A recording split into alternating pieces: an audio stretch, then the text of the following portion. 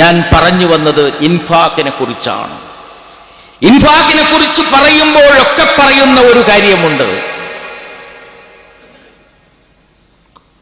ഫി യൗമിൻ the മസ്ഗബ, ക്ഷാമമുള്ള ദിവസത്തിലാണ് നിങ്ങൾ ചെലവഴിക്കേണ്ടത്. അന്ന് ചെലവഴിക്കുന്നതിന് പ്രത്യേകമായ പദവിയുണ്ട്. ക്ഷാമമുള്ള ദിവസത്തിൽ, അല്ലെങ്കിൽ ക്ഷാമം സംഭവിച്ചു പോകുമോ എന്ന് ഭയപ്പെടുന്ന നിമിഷത്തിൽ, നമ്മുടെ കയ്യിൽ ഉള്ള കാശ് കയ്യിൽ തന്നെ ഇരുന്നു കൊള്ളട്ടെ, അമിതമായി ചെലവഴിക്കരുത് എന്ന് തീരുമാനിക്കേണ്ടി വരുന്ന ഇന്നത്തേതുപോലുള്ള ഘട്ടങ്ങളിലുണ്ടല്ലോ, ഈ ഘട്ടങ്ങളിലാണ് നമ്മൾ കൂടുതൽ ചെലവഴിക്കേണ്ടത്. ഞാൻ നിങ്ങളോട് പറയുന്നു, ഈ സന്ദർഭത്തിൽ നമ്മുടെ ചെലവുകൾ കുറക്കുക, നമ്മുടെ ആർഭാടം കുറക്കുക, നമ്മുടെ ജീവിതം ലളിതവൽക്കരിക്കുക. നമ്മുടെ ഓരോ സമയത്തെ ഭക്ഷണത്തിലും നമ്മൾ മിതത്വം പാലിക്കുക. പക്ഷേ മറ്റുള്ളവർക്ക് നൽകുക, നൽകുന്നതിൽ കൈയഴക്കുക. കാരണം അത് മനുഷ്യരുടെ ജീവിതം നിലനിർത്താനുള്ള നൽകലാണ്. അത് നമുക്ക് പരലോകത്ത് ഗുണം കിട്ടാനുള്ള നൽകലാണ്.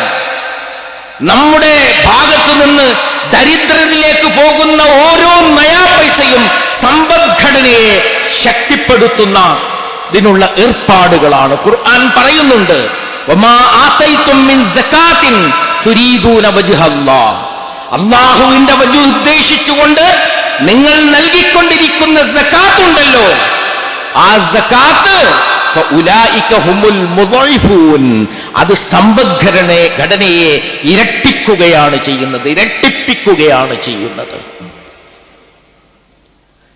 റമളാനിന്റെ അവസാനത്തെ പത്തിൽ നമ്മൾ കാണുന്ന കാഴ്ചയുണ്ട്.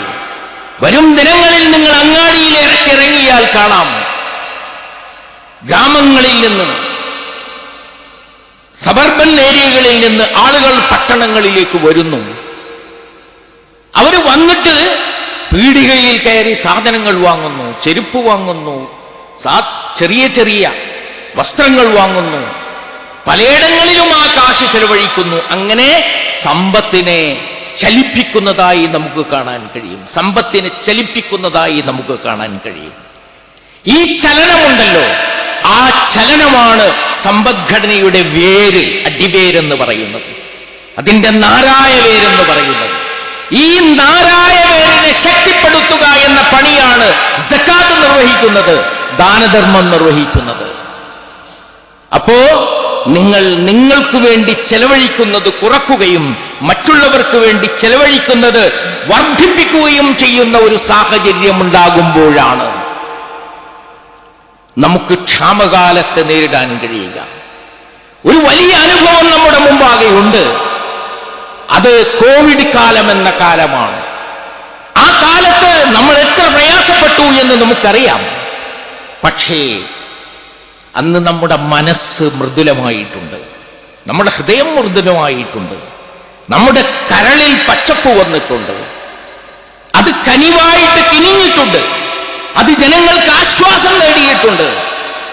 ഇന്ത്യയിൽ മുസ്ലിം ലോകം, മുസ്ലിം സമുദായം പ്രത്യേകിച്ച്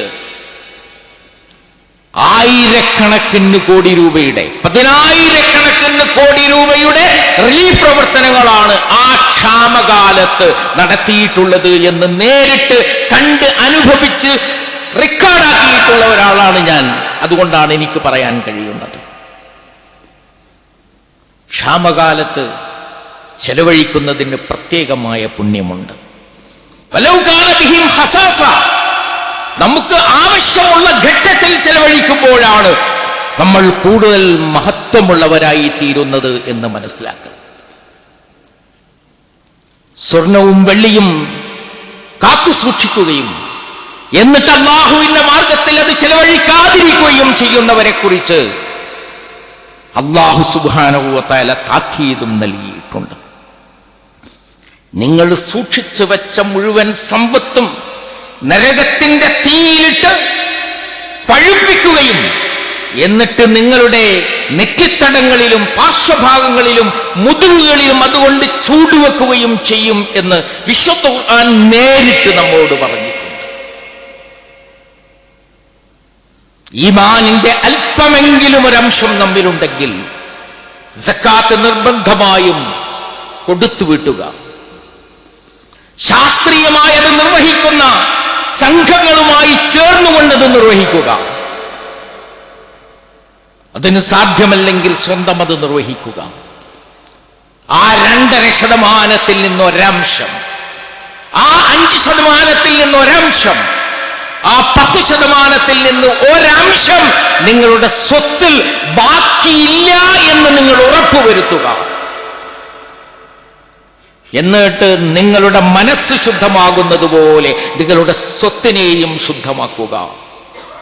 ഇതാണ് റമളാനിന്റെ അവസാനത്തെ 10 നിങ്ങളോട് പറയാനുള്ളത്.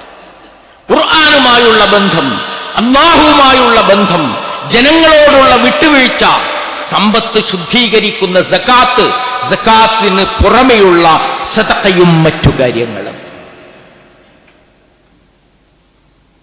ഒരു വല്ലാത്ത സന്ദർഭമാക്കി നമുക്ക് ഈ അവസാനത്തെ 10 മാറ്റാൻ കഴിയണമെന്നാണ് എനിക്ക് നിങ്ങളോട് പറയാനുള്ളത്. വല്ലാത്ത ഒരു സമയമാക്കി ഇതിനെ മാറ്റണം. എല്ലാറ്റിനെയും തഴുകി തലോടി കടന്നു പോകുന്ന ഇളം തന്നലില്ലേ, അതുപോലെ സമൂഹത്തെ എല്ലാ മനുഷ്യരെയും തഴുകി തലോടി കടന്നു പോകുന്ന മനുഷ്യ സ്നേഹത്തിൻ്റെതായ ഒരന്തരീക്ഷമാക്കിയിട്ട് ഈ റമളാനിനെ പരിവർത്തിപ്പിക്കുവാൻ, അതിൻ്റെ ഒരു ക്ലൈമാക്സിലേക്ക് എത്തിക്കുവാൻ ഈ അവസാനത്തെ 10 കഴിയണം. അതിന് അല്ലാഹു സുബ്ഹാനഹു വ തആല നമ്മെ അനുഗ്രഹിക്കുമാറാകട്ടെ.